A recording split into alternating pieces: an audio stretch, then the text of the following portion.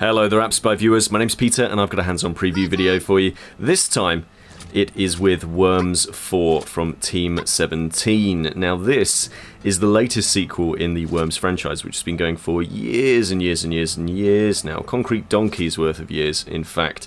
That was a good little pun there. Did you get that joke? It's a joke, because concrete donkeys... Anyway, so this is a mobile outing for it, for Worms, and in fact it's specifically designed for mobile. So, you know, this isn't some hokey port or anything like that. This is full-on designed for mobile gaming. I'm currently playing as Team AppSpy, because obviously I'm representing hardcore. You can see my character there, Peter. 3 guesses on who that's based on. And it's somewhat business as usual for Worms 4, but also a little bit changed, and changed for the better. So I'm tapping and holding on this little explosion thing that's going to make me shoot, and I'm going to do that right now. And however long you hold it for is however long you actually fire the cannon that I'm using at the moment. So I'm using like a bazooka type thing, and I'm shooting all these worms, and that's the main trajectory of where the game is actually going. You know, it's all about having these fights. These big physics-based fights with worms, with rival worms, jerk faces.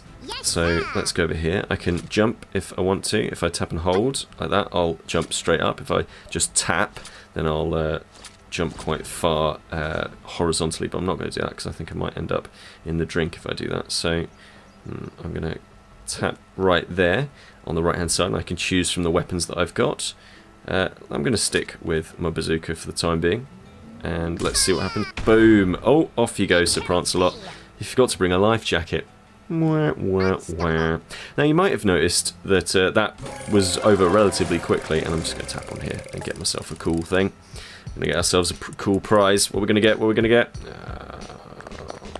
Not as good stuff, but we still got some stuff.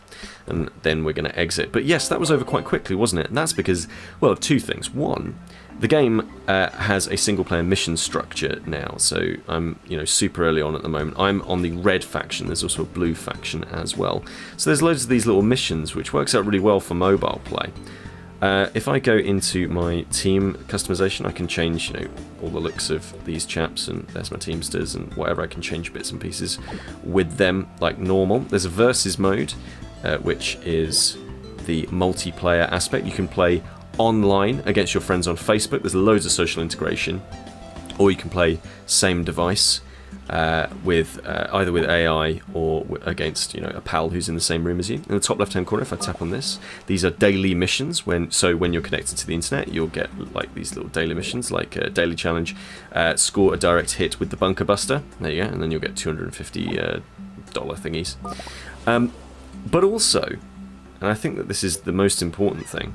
Oh, and there's a whole bunch of other stages as well on there.